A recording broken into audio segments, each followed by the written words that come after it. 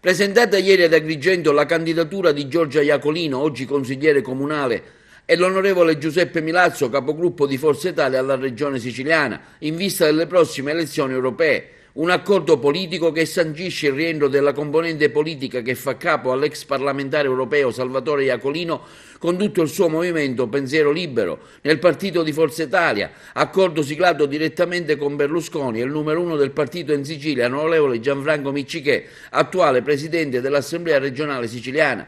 Milazzo, uomo azzurro più votato a Palermo, andrà in tandem in accoppiata nel voto di genere con Giorgia Iacolino. Ha avuto parole di apprezzamento per il ritorno di Iacolino in Forza Italia, anzi nel suo discorso ai presenti Milazzo ha auspicato una unità tra le varie componenti del partito azzurro. Ha anche detto di avere sentito il parlamentare regionale di Agrigento, onorevole Riccardo Gallo, e di condividerne la battaglia politica per una giusta rappresentatività del territorio agrigentino nelle istituzioni regionali.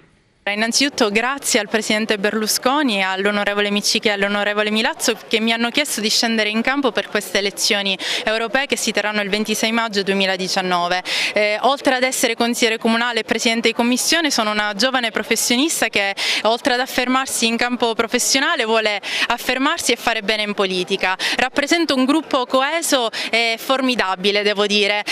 Abbiamo rappresentanti radicati in tutto il territorio di Agrigento e anche in provincia di Agrigento e in Sicilia, quindi vogliamo fare bene, la sfida è ardua, abbiamo atteso il deposito delle liste per scendere in campo a tutta forza. Adesso siamo qui, dobbiamo lavorare bene per un Parlamento europeo che sia più vicino ai cittadini siciliani, ma anche creare un ponte di collegamento tra Europa e Regione Sicilia e Sardegna, quindi mi auguro, essendo l'unica donna, l'unica giovane, sono anche la più giovane candidata in tutte le 5 circoscrizioni in Italia, quindi mi auguro che tutti i giovani possano unirsi a me in questa grande squadra e fare bene. Ma noi scendiamo in campo come Forza Italia. Forza Italia deve maggiormente spingere proprio la lista perché Forza Italia deve rappresentare l'antipopulismo. Una Lega e un Movimento 5 Stelle che prendono sempre più corpo con promesse irrealizzabili. Noi siamo invece forza di governo alla Regione, abbiamo rappresentato in questi anni, negli anni che sono trascorsi, una forza liberale del governo di questo Paese. Gli obiettivi che lei si propone in questa campagna elettorale per cercare anche di raccogliere il consenso in un momento politico in cui stiamo assistendo anche a una leggera frammentazione di Forza Italia anche in Sicilia, abbiamo visto le uscite di Catanoso e altri a Catania. Ma la mia candidatura è stata supportata da tutti i parlamentari nazionali e tutti i parlamentari regionali, quindi è una candidatura di coesione. Per quanto riguarda gli obiettivi di Forza Italia, l'agricoltura, la pesca, le infrastrutture, è un'Europa che deve essere più vicina alla Sicilia, più vicina alla Sardegna, più vicina all'Italia. Quanto è importante questo voto? Il voto è fondamentale, è uno spartiacque, le chiacchiere da un lato e il realismo dall'altro lato. Meno promesse, meno slogan e più fatti, più concretezza. Si può recuperare questo gap che la Sicilia ha nei confronti dell'Italia ma anche nell'Europa? Spesso i fondi ci sono ma non vengono spesi. Questo dipende dalle scelte dei siciliani.